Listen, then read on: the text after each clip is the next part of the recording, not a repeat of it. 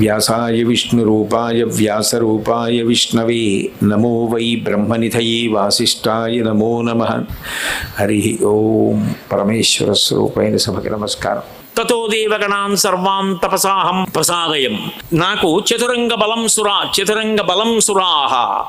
వాళ్ళు ఏం చేశారంటే దేవతలు నేను చేసినటువంటి తపస్సుకి ప్రీతి చెంది వాళ్ళు నాకు చతురంగ బలాలను ఇచ్చారు. నేను ఆ చతురంగ బలాలతో వచ్చినటువంటి రాజులందరినీ ఓడించాను. తదనంతర కాలంలో ఈమె ఇలాగే ఉండిపోయింది, ఎవరు రాలేదు, ఈ ధనస్సుని ఎక్కువ పెట్టలేదు. ఈ పిల్లవాడు వచ్చాడు, చూపించమంటున్నారు, చూపిస్తాను, కానీ ఎక్కువ పెడతానంటాడేమో. ఎంత వెటకారం ఆడాడో. నిజంగా ఎక్కువ పెడితే పిల్లని ఇచ్చేస్తానండో. యజ్ఞస్య ధనుషో రామ కుర్యాద్ ఆరోపణం మునేహే సుతాం అయోనిజాం సీతాం దద్యాం దశరథేరహం. ఈ పిల్లవాడు నిజంగా ఎక్కువ పెడితే నా కూతురు అయోనిజ భూమిలోంచి వచ్చింది, అయినా కూడా నేను ఇచ్చిన వాడిని భర్తగా అంగీకరించి వెళ్ళిపోతుంది. ధనస్సు ఎక్కువ పెట్టాలి. సుతాం అయోనిజాం సీతాం దద్యాం దశరథేరహం. ఈ దాశరథికి ఇచ్చి పెళ్లి చేస్తా అని అన్నాడు. క్వగతిర్మానుషానాంచ ధనుషాస్య ప్రపూరణే ఆరోపణే సమాయోగే తోలనే పూరణే పివా. ఒక నరుడు, ఒక మనుష్యుడు, జనకుడంతటి వాడు ఎంత చులకన చేసి మాట్లాడాడో చూడండి. క్వగతిర్మానుషానాంచ ధనుషాస్య ప్రపూరణే. ఒక నరుడు ధనస్సుని ఎక్కువ పెడతాడా? వింటినారి విప్పుతాడా? కడతాడా? లాగుతాడా? అవుతుందా? సరే, మీరేదో చూపించమన్నారు కదా, చూపిస్తాను అని పెద్ద మంజూష పెట్టిలో పెట్టుంది. ఆ ధనస్సు 5,000 మంది యోధులు చక్రాలు ఉన్న మంజూషని తోశారు. ఎంతవరకు ఉన్నా చక్రాలు ఉంటే వెళ్ళిపోతుంది తొందరగా. పెట్టికి చక్రాలు ఉంటే లాక్కుపోవట్లా. అలాంటిది 5,000 మంది తోసుకొచ్చారంటే ఆ ధనస్సు ఎంత పెద్ద గొప్పతో చూడండి. వెంటనే ఆ నరుడు ఎక్కడ ఎక్కువ పెడతాడు అంటున్నాడు కదా. మరి జనక మహారాజు గారు విశ్వామిత్రుడికి తెలిసి వచ్చినవాడు పరబ్రహ్మన్, రాముడు ఎక్కువ పెడతాడు, సీతారాములకి వివాహం అవుతుందని తెలిసి ఉన్నవాడు విశ్వామిత్రుడు అక్కడే అక్కడ. కానీ ఆయన ఆ మాట జారడు. ఎందుకంటే ఆ మాట జారాడు అనుకోండి మా నాన్నగారికి తెలియాలి కదా అని రాముడు అంటాడు. అందుకని ఆ మాట పైకండం అనకుండా విశ్వామిత్రస్తు ధర్మాత్మా శ్రుత్వా జనక భాషితం వత్సరామ ధనుపశ్య ఇది రాఘవమబ్రవీత్. ఓయ్ వత్స రామ, ఎంత ప్రేమో సీతారామ కళ్యాణం దగ్గర పడిపోయిందని. వత్సరామ ధనుపశ్య, చూడబోయ్ ధనస్సు ఒక్కసారి అన్నాడు. చూసి బాంధు గురువుగారు అయితే వెళ్ళొస్తానంటే ఇంకేం రాజకుమారుడు, చూడమన్నాడు గురువుగారు అంతే. వెళ్ళాడు, చూశాడు, గురువుగారి దగ్గరికి వెళ్ళాడు. ఇదం ధనుర్వరం బ్రహ్మన్ సంస్పృశామిహ పాణినా యత్తమాంశ భవిష్యామి తోలనే పూరణేపివా.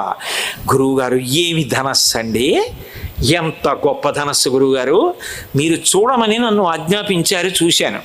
గురువుగారు మీరు అనుమతిస్తే ముట్టుకోవాలనుంది, ఎత్తాలనుంది, ఎక్కువ పెట్టాలనుంది, మీరు అంగీకరిస్తే, మీరు ఆశీర్వదిస్తే అన్నాడు. అంటే గురువు యొక్క ఆజ్ఞ, గురువు ఆశీర్వచనం తనను నిలబెడతాయని నరుడిగా రాముడి కర్తవ్యం. అది గురువుకి లొంగుబాటు తప్ప గురువుగారు చూడమంటే తను ముట్టుకుని ఎక్కువ పెట్టడం. విశ్వామిత్రుడు అలా అంటాడని తెలుసు సీతా కళ్యాణం అవుతుంది అప్పుడని. అందుకని అడిగింది ఎవరిని? విశ్వామిత్రుడిని అడిగాడు. విశ్వామిత్రుడు చెప్పాలి. తొందరగా అదేదో అయిపోయి అందరిలాగే ఈయన చతికిలు పడిపోతే ఆ ధనస్సు తీసుకెళ్ళి లోపల ఇట్టే ఇచ్చని జనక మహారాజు గారి తొందర. అందుకని బాఢమిచ్చేవతం రాజా మునిశ్చ సమభాషత. బాఢం ఉపనయనంలో వస్తుంది, అట్లాగే అన్నాడు జనకుడు కూడా. విశ్వామిత్రుడు ఏదో పెడతాడు, ఎక్కువ పెట్టబోతాడు, కింద పడిపోతాడు, లోపలికి తీసుకుపోతారు, అంతే కదా అనుకున్నాడు. వెళ్ళాడు. ఆరోపయిత్వా ధర్మాత్మా పూరయామాస తద్ధను తద్భంజ ధనుర్మధ్యే నరశ్రేష్టో మహాయశాహ. దాన్ని పట్టుకోవడం, పైకెత్తడం, నిలబెట్టడం, వింటి నారి విప్పడం, కట్టడం, లాగడం, పిడుగులు పడిపోయిన ధ్వనితో శివధనస్సు భంగమైపోవడం జరిగిపోయింది.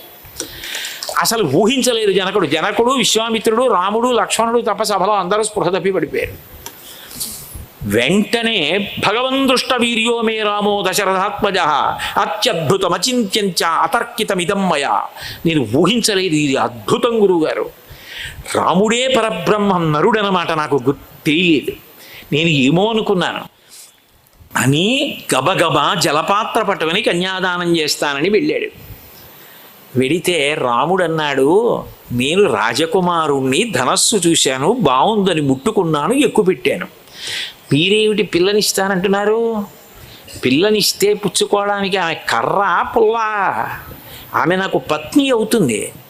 నాకు పత్ని అంటే మా నాన్నగారికి కోడలు, మా నాన్నగారు కోడలుగా తీసుకున్నది ఎవరో ఆమె నాకు పత్ని, అంతేకాని నేను పత్నిగా చేసుకున్నది ఆయనకి కోడలు కాదు. ఆయన కోడల్ని నిర్ణయించవలసింది, ఆయన కోడల్ని నిర్ణయిస్తే నాకు పత్ని. మా నాన్నగారికి చెప్పండి, అంతేకాని మీరు ఇచ్చేస్తే నేను అలా పుచ్చుకోనన్నాడు. ఈ మాట ఎవరు చెప్పారో తెలుసా? పరమ సంతోషంతో సీతమ్మ అనసూయమ్మకి చెప్పింది. దీయమానాం నతు తదా ప్రతిజగ్రాహ రాఘవ అవిజ్ఞాయ పితుశ్చంద అయోధ్యాధిపతే ప్రభో. మా నాన్నగారు ఒప్పుకుంటే తప్ప నేను చేసుకోనన్నాడు మా ఆయన. అంత గొప్పవాడు మా ఆయన. అది సీతమ్మ గొప్పతనం. అందుకు అనసూయమ్మ పొంగిపోయింది. ఇప్పుడు దశరథ మహారాజు గారి దగ్గరికి వేగంగా వెళ్ళగలిగిన దూతల్ని పంపిస్తే వాళ్ళు ఆగకుండా గుర్రాల మీద ఎడితే 3 రోజులు పట్టింది. మిథిలానగరం నుంచి అయోధ్యానగరానికి వెళ్ళారు, చెప్పారు. చెప్పడం కూడా ఎంత అందంగా చెప్పారో. ప్రతిజ్ఞాం కర్తుమిచ్చామి తదజ్ఞాతుమి అర్హసి. మా రాజుగారు జనక మహారాజు గారు ప్రతిజ్ఞ చేశాడు, శివధనస్సుని ఎక్కుపెట్టిన వాడికి పిల్లనిస్తానన్నాడు. ఇప్పుడు పిల్లనివ్వాలంటే మీరు అంగీకరించాలి. అందుకని చెప్పి మీరు కోడలుగా అంగీకరిస్తే కదా మా రాజుగారి యొక్క ప్రతిజ్ఞ నెరవేరేది, అంగీకరించండి అన్నాడు. దశరథ మహారాజు గారు ఎంత గొప్పగా మాట్లాడాడంటే, జనకుడికి ఆస్తి ఎంత ఉంది, పిల్లలు ఎంతమంది ఉన్నారు, పిల్లకి ఎంత వాటా వస్తుంది, ఇవి అడగలేదు. ఇదివో రోచతే వృత్తం జనకస్య మహాత్మనః పురీం గచ్చామహే శీఘ్రం మా భూత్కాలస్య పర్యయః అన్నాడు ఋషుల వంక తిరిగి. అసలు ఆ జనకుడు ఎవరు, ఆయన ప్రవర్తన ఎటువంటిది, ఆయన నడవడి మంచిదైతే, ఉత్తమ ప్రవర్తన కలిగిన వాడైతే చెప్పండి. పిల్లనిస్తామని వచ్చినప్పుడు మీనమేషాలు లెక్క పెట్టకూడదు, వెంటనే వెళ్ళాలి, బయలుదేరదాం అన్నాడు. అక్కడ ఉన్నవాళ్ళు ఎవరు? మహానుభావులు.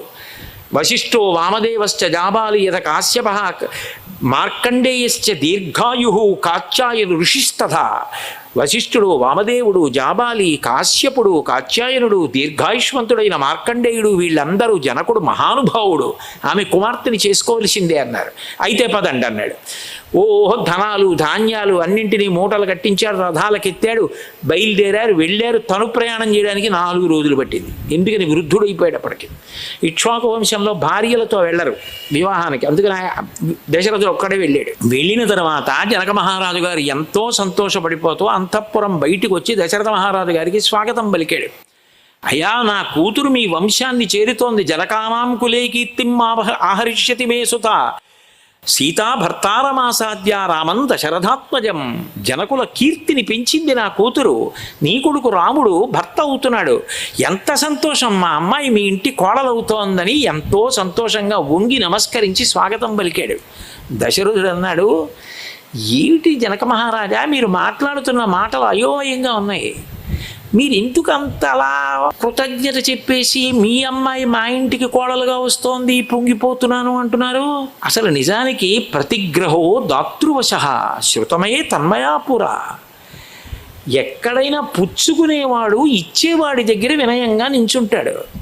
మీరు మీ అమ్మాయిని ఇవ్వకపోతే మా అబ్బాయికి పత్ని ఎక్కడిది, నాకు కోడలు ఎక్కడిది, నా వంశం నిలబడేది ఎట్లా?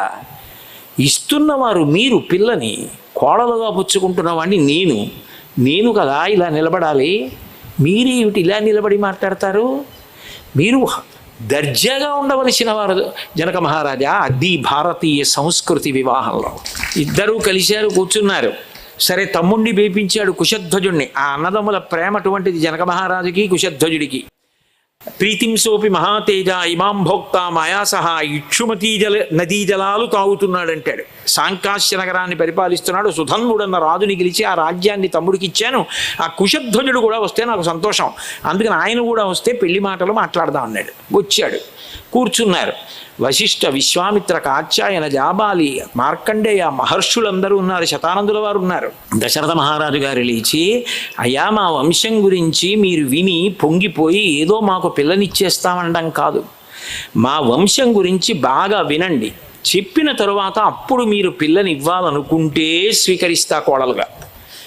ఎంత నిజాయితీయో చూడండి. పిల్లనిచ్చేవాడి దగ్గర పిల్లని కోడలుగా స్వీకరించేవాడు ఎంత మర్యాదతో నిలబడ్డాడో చూడండి. నేను చెప్పడం కాదు నా వంశం గురించి, బ్రహ్మర్షి వశిష్ఠుడు మా వంశానికి అంతటికీ మూలపురుషుడు, ఆయన చెప్తాడు. అంటే ఆయన లేచి చెప్పాడు, ఈ సృష్టి అంతా ఒకప్పుడు అవ్యక్తంగా ఉండిపోయింది. అందులోంచి మొట్టమొదట వచ్చినటువంటి వాడు బ్రహ్మ.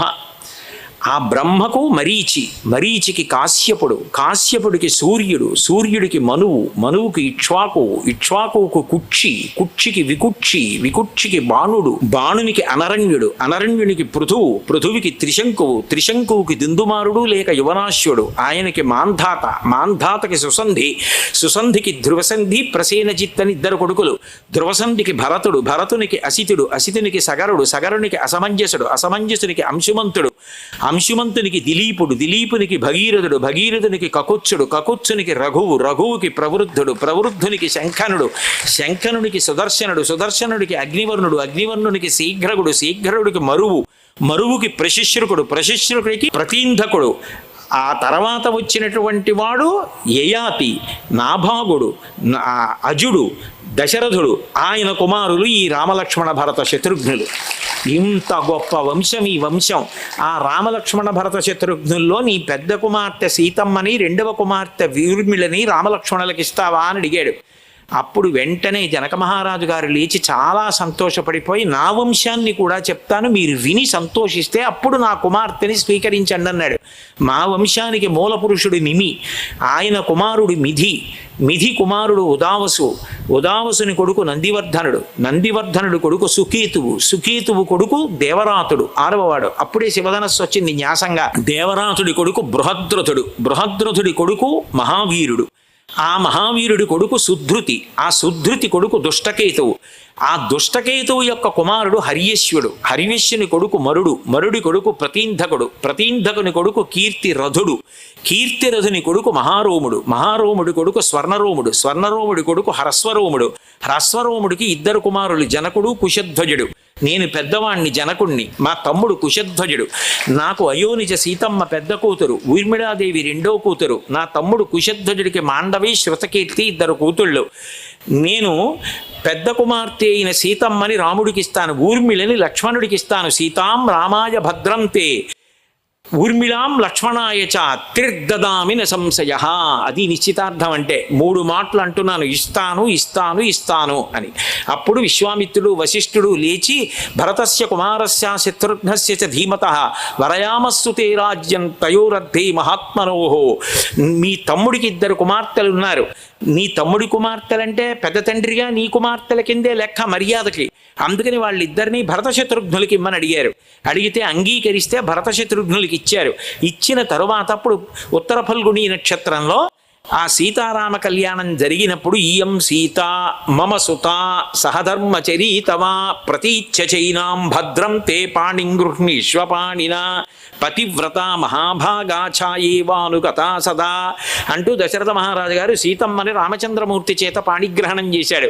లక్ష్మణాగచ్చ భద్రం తే ఊర్మిళా జుజ్జితామయ ప్రతీచ్ఛైనాం భద్రం తే పాణిం గృహ్ణీష్వపాణిన. లక్ష్మణ తొందరగా వచ్చి ఈ ఊర్మిళ యొక్క పాణిని గ్రహించు అన్నాడు.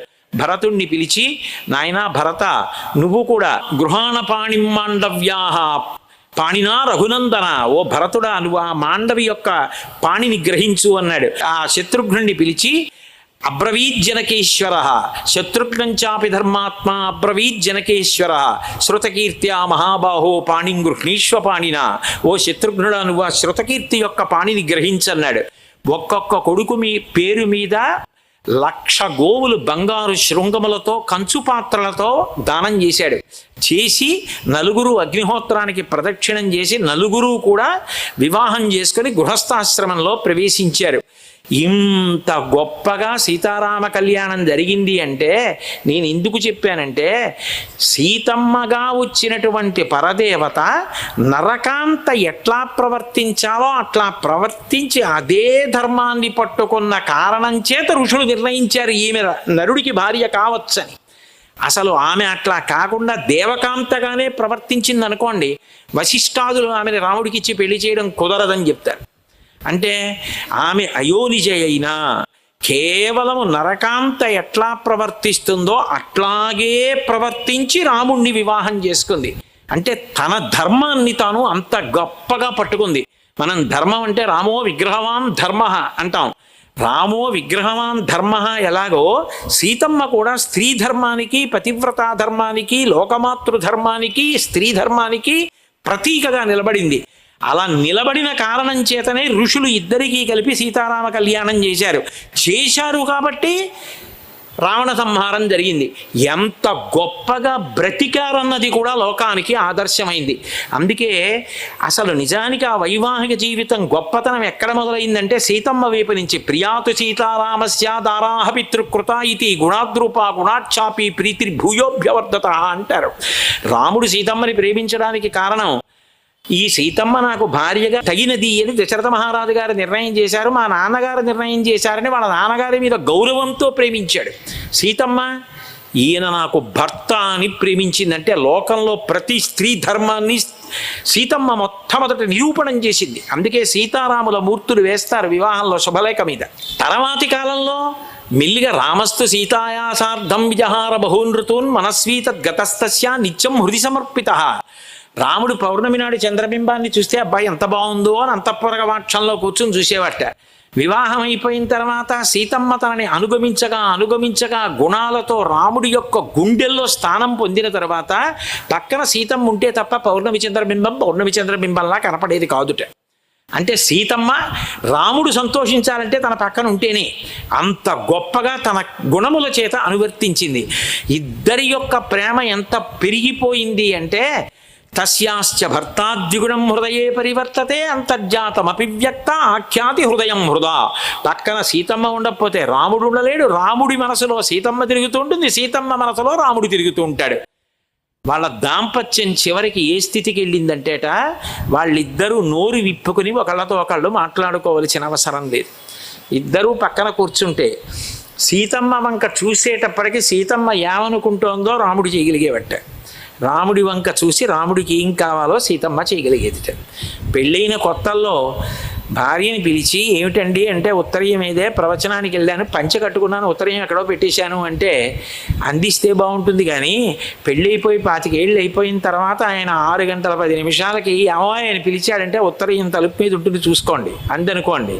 అంటే ఆయనకి అది అలవాటు, పంచె ఉత్తరీయం తీసుకుని ఉత్తరీయం తలుపు మీద వేసి పంచె కట్టుకుని ఉత్తరీయం కిందంతా వెతుకుతాడు. 6:10కి ఏమంత గట్టిగా పిలిచాడు అంటే ఉత్తరీయం తలుపు మీద ఉందంటుంది వంటింట్లోంచి. ఎలా తెలిసింది? అనుగమించి. అంతర్జాతిమపవ్యక్త ఆఖ్యాతి హృదయం హృదా. వాళ్ళ హృదయములు మాట్లాడుకున్నాయి, వాళ్ళు నోటితో మాట్లాడుకోక్కర్లేకపోయింది. అది దాంపత్యం. దేవకాంతగా పుట్టిన సీతమ్మ నరకాంతగా అలా అనుగమించడం ఎంత గొప్ప. అందుకని సీతాయాశ్చరితం మహత్. మంగళాశాసనపరై మదాచార్య పురోగమై సర్వైశ్చ పూర్వైరాచార్యై సత్కృతాయాస్తు మంగళం. మంగళం కోసలేంద్రాయ మహనీయ గుణాత్మనే చక్రవర్తి తనూజాయ సర్వభౌమాయ మంగళం. సర్వం శ్రీ ఉమామహేశ్వర పరబ్రహ్మార్పణమస్తు.